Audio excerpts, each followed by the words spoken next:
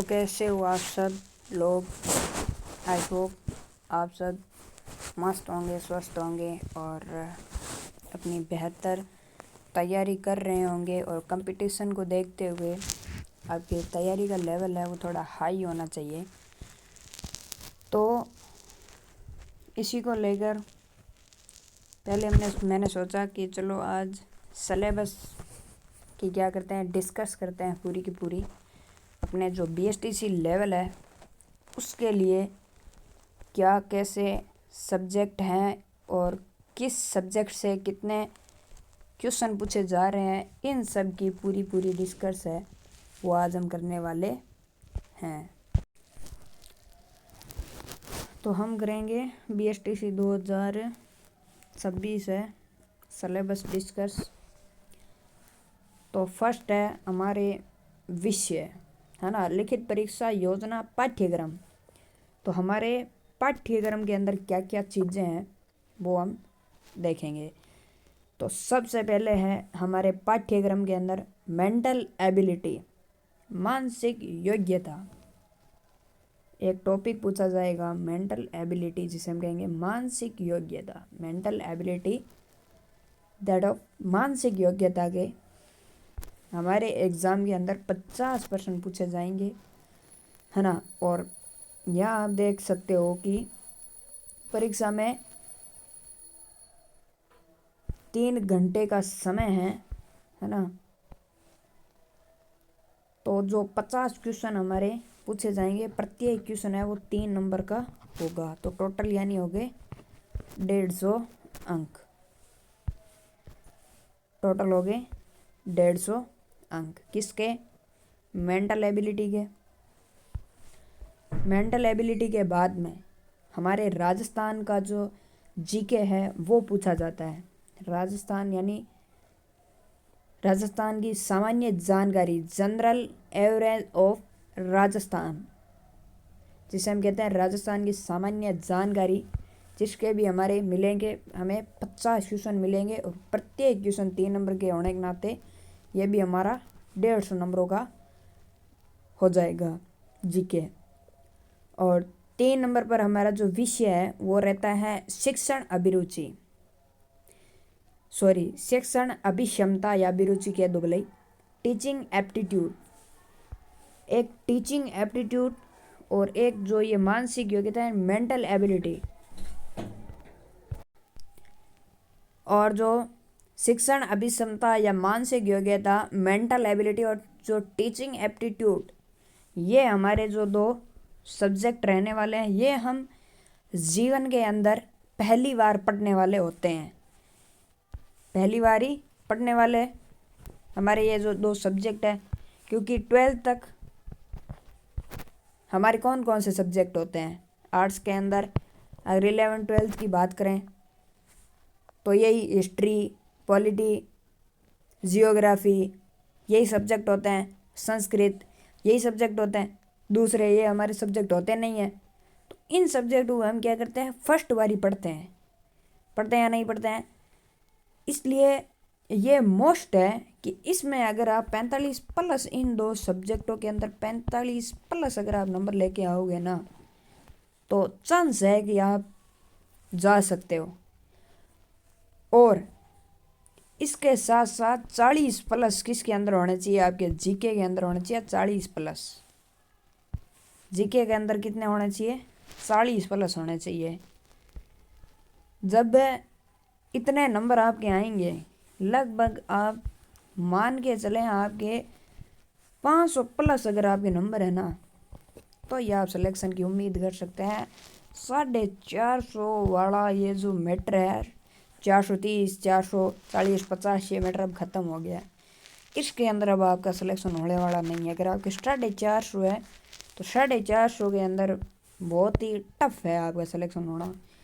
अगर सिलेक्शन हो भी गया तो आपको कॉलेज है वो आपके क्षेत्र से आपको बहुत ज़्यादा दूर मिलेगी, जहाँ पर आप जा नहीं सकते। अगर आप लड़के हो, चाहे लड़की हो, चाहे कौन भी हो, आप वहाँ तक है नहीं पहुँच सकोगे। तो इसलिए याद रखना 500+ अगर आपके एवरेज नंबर आ रहे हैं ना, तो ये आप सिलेक्शन की उम्मीद करना और कॉलेज को ज्वाइन करने की उम्मीद रखना, है ना। और कंपटीशन है वो दिन ब दिन बढ़ता ही जा रहा है। लेवल है वो पेपर का हर दिन हाई हो रहा है, हर दिन हाई हो रहा है। आप 12th लेवल को देख लो। 12th लेवल में डेसक वर्ग जो अपना होती है, डेसक वर्ग से कभी भी पेपर नहीं बनता है ना। पिछली बार राजनीति के अंदर आना तो था भारत का नक्शा यार, उसमें रियासतें पूछनी थी, आ गया विश्व का, है ना। तो ये जो RBSF जो बोर्ड है, इसका दिमाग है, मतलब वो बच्चों को चेक कर रहा है कि भाई बच्चे कैसे हैं। वो केवल रटने पे ध्यान दे रहे हैं या फिर उन्होंने 12 सालों में कुछ सीखा है या नहीं सीखा है, वो इस चीज़ पर ज़्यादा गौर कर रहे हैं। अगर आप ऐसा सोच रहे हो कि मैं रट कर लूँगा, तो आप रट कर नहीं कर सकते काम। थोड़ा बहुत आपको दिमाग का यूज़ करना ही पड़ेगा, थोड़ा बहुत ही करो जाए, है ना। तो इसलिए ये हो गए अपने 3 टॉपिक, 50-50 नंबर हो गए। 3 टॉपिक कितने कितने नंबर हो गए, सॉरी 50-50 पर्सन है और 150-150 नंबरों के हो गए हमारे ये 3 टॉपिक, ठीक है। इसके बाद अगर हम बात करें नेक्स्ट आगे,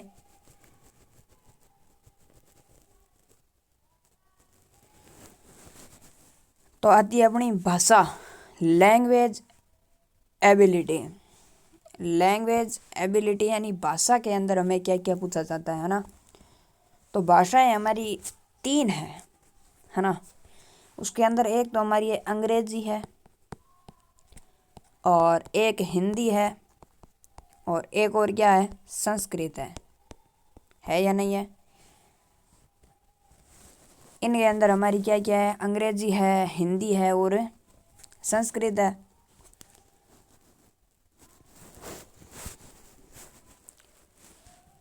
तो अब एक थोड़ा अलग नियम है यहाँ पे जो कार्य करेगा, जो अभी आया है आपके नियम में एक थोड़ा परिवर्तन का। इस बार संस्कृत केवल वही बच्चे चूज कर सकते हैं जिनके 11th-12th में संस्कृत थी। अब देखो, इससे पहले ना क्या होता था कि आप संस्कृत चूज कर सकते थे, आपको मर्जी है तो संस्कृत करो, मर्जी है तो आप हिंदी करो। लेकिन अब क्या है, संस्कृत वही बच्चा चूज करेगा जिसके 11th-12th में संस्कृत थी। अगर आपके पास संस्कृत का ऑप्शन नहीं है तो आपके फिक्स ऑप्शन है, आपको अंग्रेजी और हिंदी चूज करने वाला मैटर ही ख़त्म हो गया। चूज आपको करना ही नहीं है, आपका हो गया चूज, बस कोई चूज नहीं करना है। अंग्रेजी है आपकी और हिंदी है। अगर आपकी 11th-12th में संस्कृति तो आप संस्कृत कर सकते हो, तो आपको संस्कृति करनी है, ठीक है। तो ये जो अब चूज करने वाला मैटर है वो ख़त्म हो गया है, ठीक है।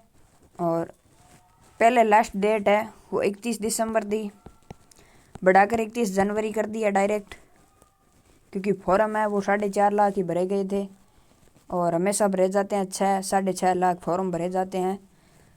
तो अभी बच्चे थोड़े नींद में थे और बाकी जो स्टूडेंट है, क्योंकि फॉर्म है वो हमेशा मार्च में भरे जाते हैं और अप्रैल में पेपर होता है और मई में रिजल्ट आता है। तो उसके हिसाब से अब हमारे जो पेपर हैं वो कह नहीं सकते मार्च में ही हों, मार्च लास्ट तक हो जाएंगे या अप्रैल शुरू के पहले सप्ताह में हमारे पेपर हो जाएंगे। और उसके बाद रिजल्ट है वो 10-15 दिनों के बाद, हाईएस्ट 20 दिन के बाद है हमारा रिजल्ट है वो आ जाता है। फिर कॉलेज डिस्ट्रीब्यूट होते हैं, है ना, जो ये प्रक्रिया रहती है पूरी की पूरी। तो हम यहाँ सिलेबस डिस्कस कर रहे थे। तो अब अंग्रेजी के अंदर भी आपको 20 क्वेश्चन पूछे जाएंगे, 60 नंबर के हो जाएंगे। और संस्कृत का मैंने बता दिया, और हिंदी में भी 30 क्वेश्चन पूछे जाएंगे और 90 नंबरों के, ठीक है। तो ये 60, 90 और 60 ये हो गए आपके 150, 90-60 ये हो गए आपके 150, ये हो गए और फिर ये हो गए। तो ये टोटल करके आपको 600 नंबर हो गए। कितने नंबर हो गए, 450 ये हो गए, है ना। तो 450, 150, 600 नंबर ये हो गए और 600 नंबर है और प्रश्नों की संख्या है वो 200 है। 600 नंबर है और प्रश्नों की संख्या कितनी है, 200, ठीक है। तो ये था आपके सिलेबस डिस्कस। तो पूरे सिलेबस का आपने डिस्कस कर लिया है। और अब मेन मुद्दा पे आपके आता है, यहाँ आता है या नहीं आता है। तो इसके बाद अगर हम बात करें कि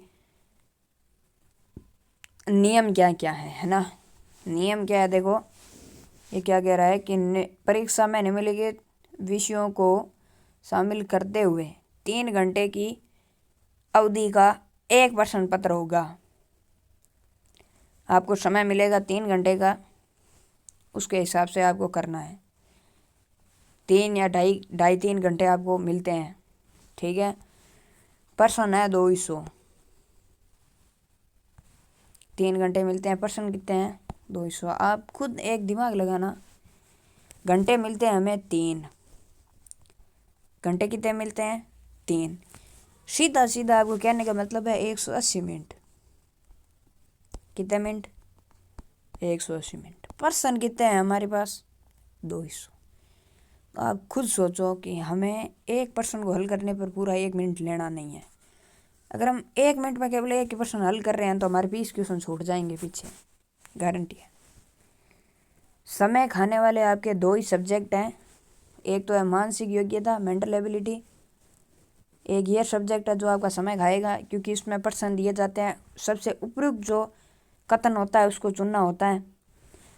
और जो अपने टीचिंग एप्टीट्यूड है, रीजनिंग है, टीचिंग एप्टीट्यूड यानी जो रीजनिंग है, तर्क शक्ति है, इसके अंदर आपको समय लग जाता है। आप अगर वर्ष निकालते हो, आप आगे पीछे ऐसे जोड़ते हो, और कौन किसके पीछे बैठा है, कौन किसके क्या लगता है, ऐसे करके जब आप पूरा निकालते हो, हल करते हो, तो क्या लग जाता है, टाइम लग जाता है। तो आपको एवरेज टाइम कहाँ देना है कि यहाँ हो सके तो 50-50 मिनट में, मतलब 100 मिनट में आप इन दोनों को 100 या 110 मिनट में आप इनको हल करो। पीछे आपके पास मान लो 70 मिनट बचे हैं, 70 मिनट बचे, 70 मिनट के अंदर आप यहाँ 25 मिनट ही दो। 1 मिनट में आप 2 प्रश्न हल करो, 30 सेकंड में आप ऐसे मतलब पढ़ते सीधा उत्तर आना चाहिए सटा सट, तब आपके जाके पेपर होगा, वरना पेपर नहीं होगा। तो इनको आप हो सके तो इंग्लिश को और इसको 25-25 मिनट दो। 50 ये हो गए, 110 ये हो गए, 160, पीछे 20 मिनट बचेंगे। 20 मिनट के अंदर आपको हिंदी और हल करनी पड़ेगी, जिसके 30 क्वेश्चन है।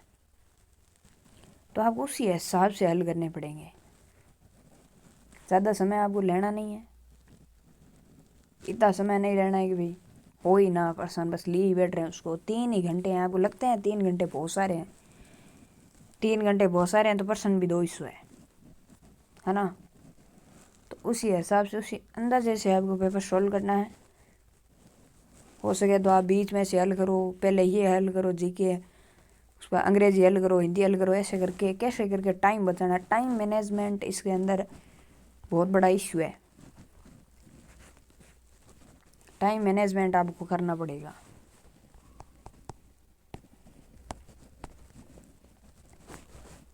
तभी आप पूरे क्वेश्चन हल कर पाओगे। और इसमें सीखने योग्य एक ही बात है, तो बहुत अच्छी बात है, वो है कि इसके अंदर देखिए क्या कह रहा है, अभ्यर्थियों मतलब विद्यार्थियों द्वारा परीक्षा में प्राप्त अंकों को उनकी योग्यता क्रम अवधारित करने के लिए संगणित किया जाएगा। फिर ये कह रहा है कि प्रश्न पत्र में बहुविकल्प वस्तुनिष्ठ प्रकार के प्रश्न होंगे। मूल्यांकन में ऋणात्मक अंकन नहीं किया जाएगा। कहने का मतलब है यहाँ आपके माइनस मार्किंग नहीं होगी, है ना। नेगेटिव या माइनस मार्किंग जिसे हम कहते हैं, वो यहाँ पर आपके नहीं होगी। आपने हल किया है, अगर सही है तो उसके आपको 3 नंबर मिलेंगे, हल किया है गलत है तो आपके 3 नंबर सीधे ही जाएंगे। माइनस मार्किंग वाला यहाँ पर कोई फंडा ही नहीं है। अगर आपके तुक्का सही बैठ रहा है तो आपके 3 नंबर आ जाएंगे, अगर आपने तुक्का गलत मारा है तो आपके 3 नंबर कट जाएंगे, ठीक है। तो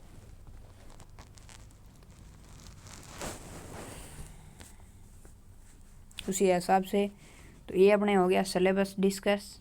अगर आप इसका स्क्रीनशॉट लेना चाहते हो तो आप ले सकते हो स्क्रीनशॉट। ये देखो इसका करते हैं थोड़ा बड़ा, ध्यान से देख लें। ये हमारा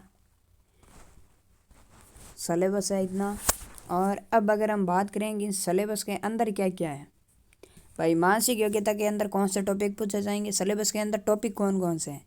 तो इसका स्क्रीनशॉट लेने के बाद ठीक है, इसको सेव कर लें, अपने फ़ोन में रख लें, काम आएगा। और मानसिक योग्यता जीके, रीजनिंग, भाषा के अंदर अंग्रेजी, हिंदी और संस्कृत। ठीक है, इसके बाद हम बात करेंगे कि किस किस के अंदर कैसा कैसा टॉपिक है पूछा जाएगा ना। ये देखो इसके अंदर हम टॉपिक, देखो मैं आपको बता दूं,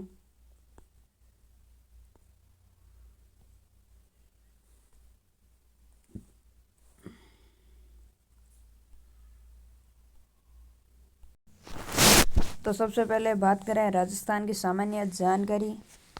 जीके के अंदर कौन कौन से क्वेश्चन है वो पूछे जाएंगे। तो जीके के अंदर आपके टॉपिक ध्यान रखना, एक तो है ऐतिहासिक पक्ष, ठीक है, एक है आपकी पॉलिटी आएगी, इसके अंदर राजनीति जिसके अंदर राज्यपाल और वो सब आएंगे, एक आएगी आपकी कला संस्कृति, एक आपके क्या आएगी कला संस्कृति, और एक आपके आर्थिक पक्ष आएंगे, भूगोल आएगी, लोक जीवन आएंगे, और समाज पक्ष आएंगे, और पर्यटन पक्ष आएंगे। ये तो है आपके अंदर, ये तो है आपका जीके का मैटर पूरा पूरा, ठीक है, जिसके अंदर करंट के भी 2-4 सवाल हैं वो आपके आते हैं। ठीक है, तो ये तो आपका हो गया जीके का। जीके के बाद में अगर हम बात करें टीचिंग एप्टीट्यूड की, शिक्षण अभिक्षमता की, इसके अंदर ये नाम सही नहीं लिखे हुए हैं, थोड़े मिसप्रिंट हुआ है। तो इसके अंदर आपके टीचिंग एप्टीट्यूड के अंदर 60 टॉपिक आते हैं। टीचिंग एप्टीट्यूड के अंदर आपके 60 टॉपिक आते हैं। एक शिक्षण अधिगम है, ये शिक्षण अधिगम आता है, एक नेतृत्व गुण आता है, एक सृजनात्मकता आती है, एक सतत एवं व्यापक मूल्यांकन आता है, और सतत एवं व्यापक मूल्यांकन के बाद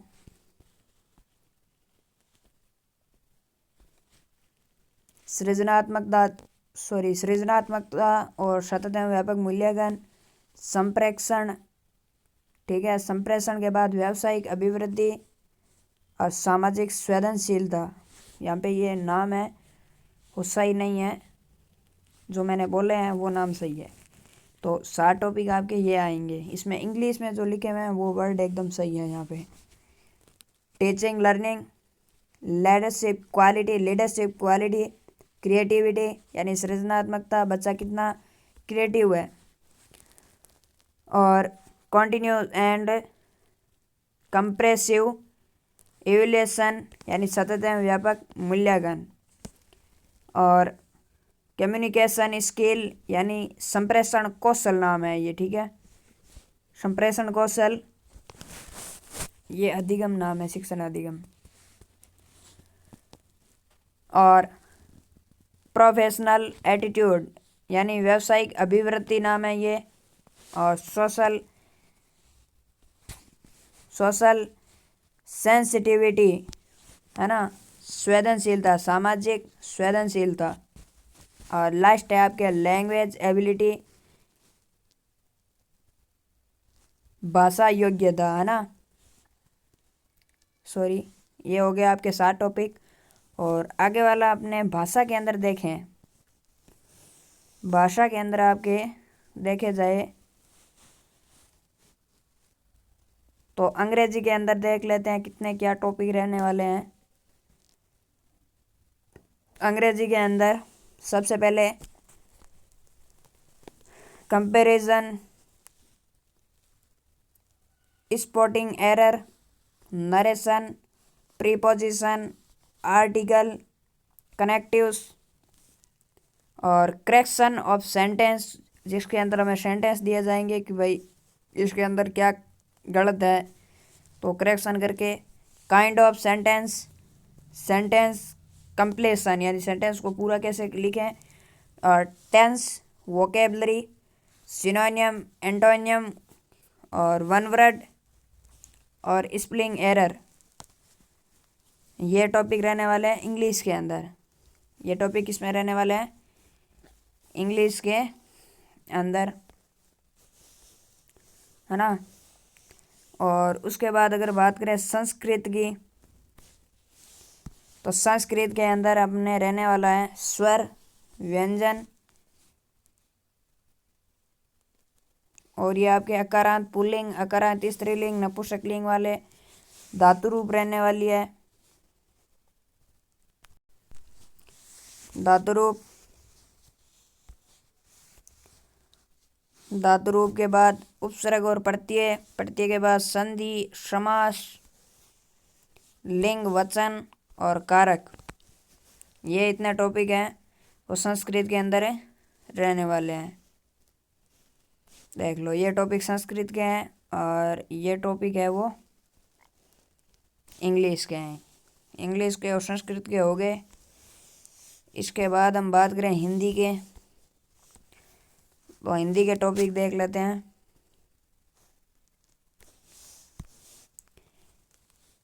देखो, ये लिखा हुआ है केवल प्रारंभिक शिक्षा में, ये डिप्लोमा नहीं है, ये डिप्लोमा है। सामान्य पाठ्यक्रम विद्यार्थियों के लिए पर्यायवाची है, विलोम शब्द है और शब्द युग्म है, वाक्य विचार हैं और ये शुद्ध वाक्य है, मुहावरे, कहावतें, संधि है, समास है, उपसर्ग है, प्रत्यय है और वाक्यांश के लिए एक सार्थक शब्द है यानी एकल शब्द। तो ये टॉपिक है हिंदी में रहने वाले हैं, तो मैंने बोलकर बता दिए हैं, ठीक है। तो ये इतना हमारा पूरा का पूरा सिलेबस रहने वाला है, ठीक है।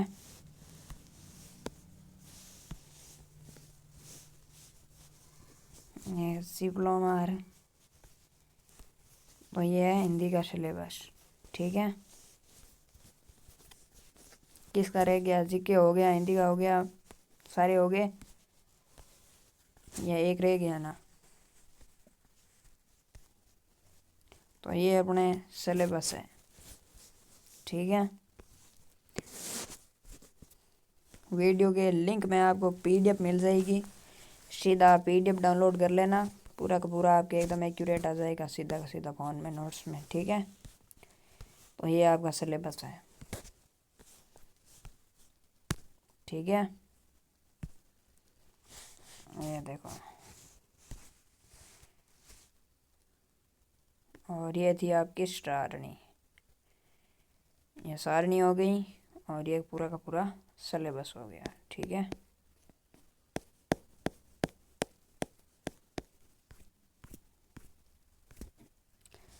तो मिलते हैं नेक्स्ट वीडियो में किसी नए टॉपिक के साथ।